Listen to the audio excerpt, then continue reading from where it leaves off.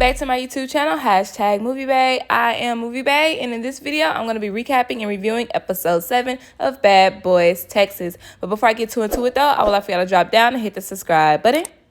Thank you. Because here on Moviebae, I do reviews, reactions, and commentary to movies and television. And if that is the type of content that you like, you might as well stick around and hit the subscribe button. And if you find yourself enjoying my commentary along the way, don't be afraid to give me a thumbs up and or drop a comment down below. Also, just a channel announcement. If you are watching Zeus Bad Boys, I'm pretty sure you're a BGC fan. And on this channel, I have been doing retro reviews over BGC All-Star Battle. I've done season 1 and season 2. Make sure y'all check that out. But I'm also going to be doing reviews over seasons of Bad Girls Club. And then some of my favorite seasons, I'm going to do episodic reviews. So if that's something that you're interested in, especially if you are new to my channel, hit the subscribe button to stick around. Now let's go ahead and get into Bad Boys episode 7 starring Adonis. This episode begins with Adonis versus Chef D, the continuation of their first round. This one, I already stated my thoughts about that, but Adonis talks about the beef between them. So he claims that Chef D's just mad because Saucy Santana wanted him and he wouldn't unfollow him.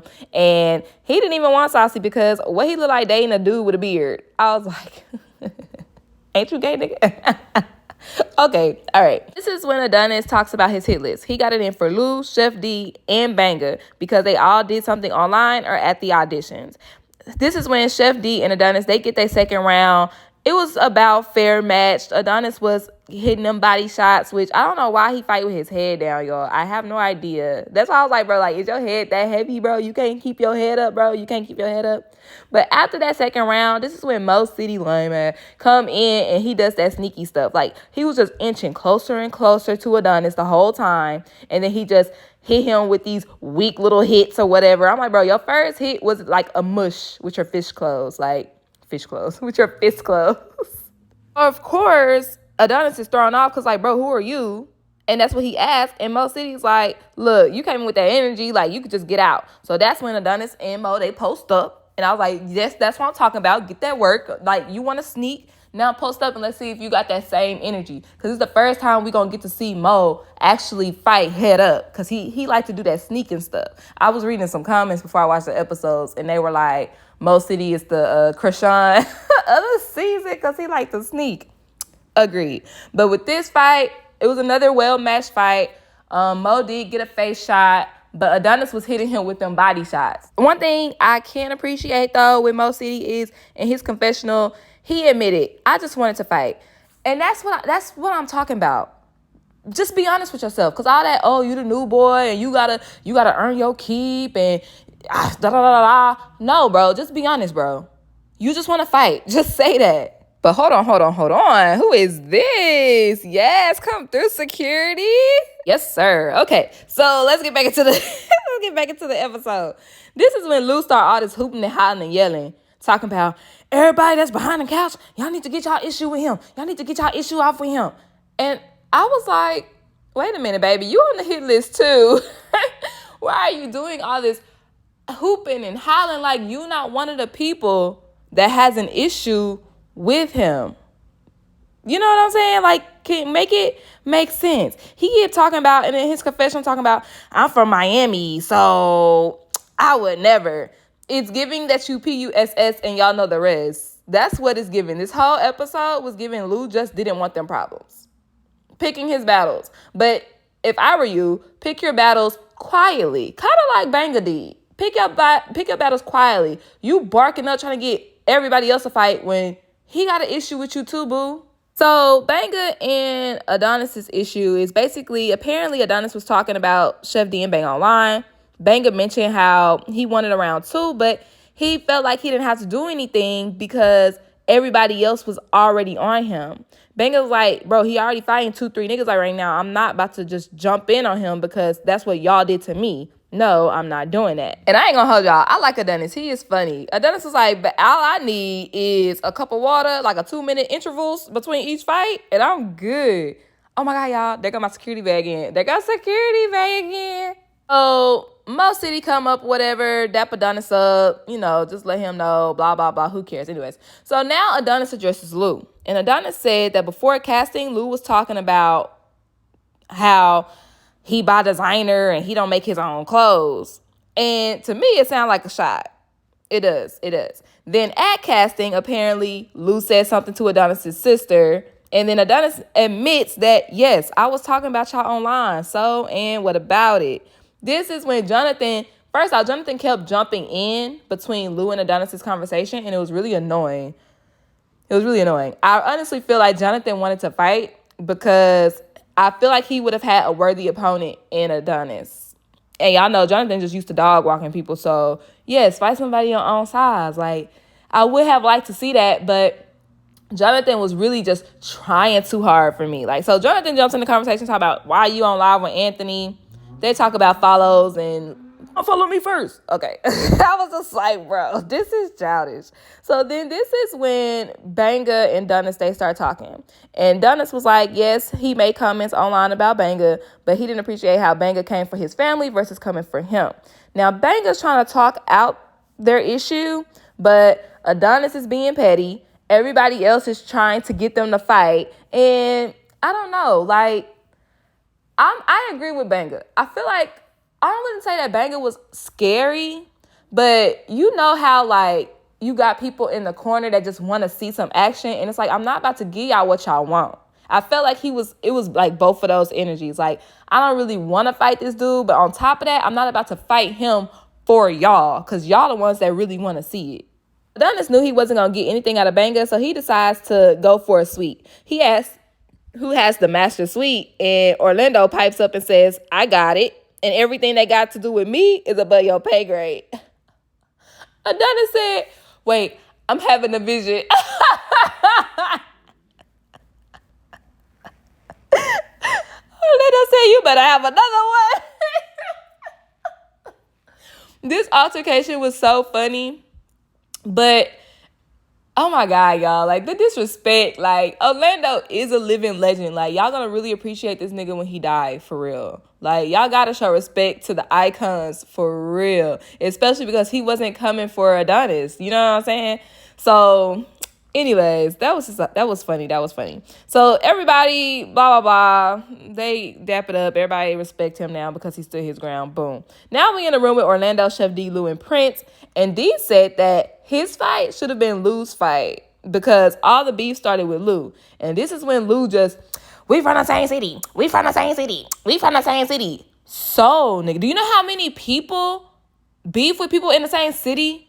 Do you know how many people I got beef with in my city? Do you know how many celebrities, hood-rich celebrities, go back to their hood and die? It's because people got beef in the city, bro. Like, stop acting like that's foreign. You really just didn't want to fight. Like, just be honest. Just be honest. So Orlando is low-key still mad about Adonis pressing him. And he talk about we should jump him.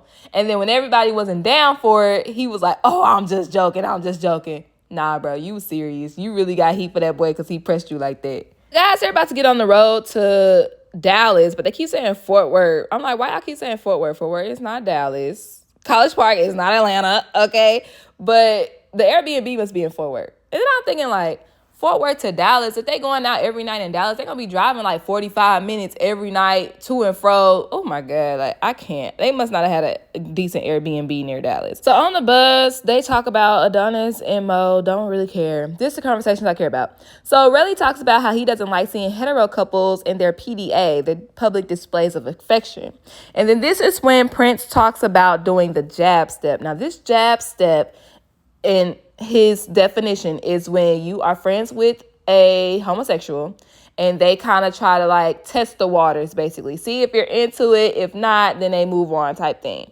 So in order to explain this analogy to Mo, he uses opposite sex couples. So he says, you know, like when a guy is friends with a girl, how in the back of your mind, you want to smash anyway, and you don't know if you friends on or not, so you're going to try, and if she with it, then she with it. If she not, you know y'all just friends. And he says it's the same thing when you're friends with gay guys. And Mo is having a hard time understanding as if, okay. So then, because Mo is like, well, that's because we male and they female. And it's like, no, bro, like just because they're gay don't mean they're not men. And men have, they're sexual beings, like men and women. But guys, y'all know what's on y'all mind, regardless if you gay or not. okay? Because I was watching RuPaul, and like it's always a lot of like sex jokes.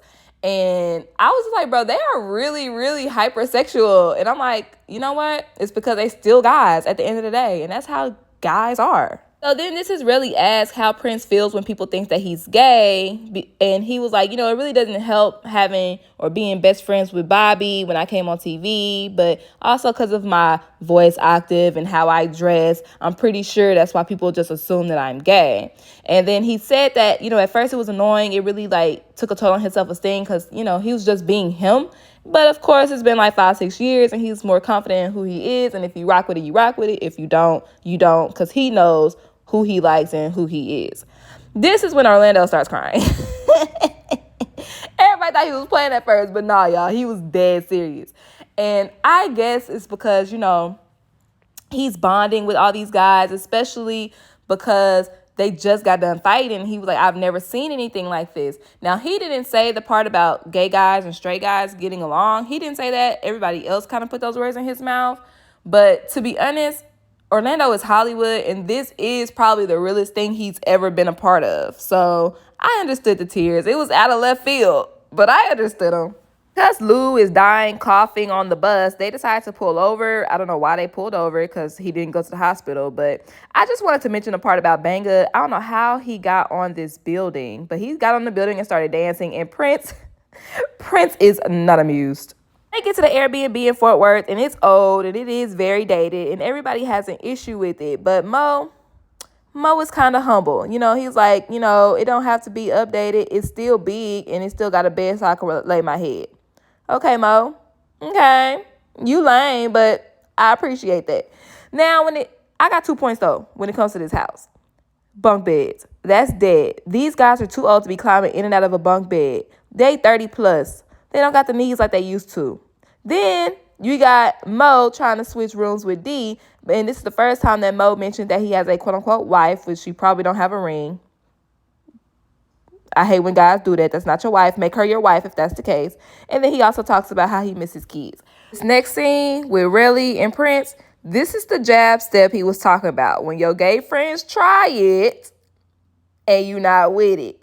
Then the last scene of the episode is when Lou is dying on the couch and Adonis and Orlando go to check on him. And Orlando basically walks him to the production vehicle and demands that they take this man to the hospital, which I feel like this is how unprofessional Zeus is. It shouldn't even be a question, bro. Take that man to the hospital. Even just urgent care to make sure he all right. Next week, we have some 5-on-5 football. They talk about going to the studio, and Banga wants to be on the song, but Prince says, you're not an artist, you're not going to be on it. And I low-key think that that's messed up. He was like, if y'all write it, I'll do it. But Prince don't want him on there at all. Then Lou decides that he's going to leave, and then we get some drama between Carry-On and Relly.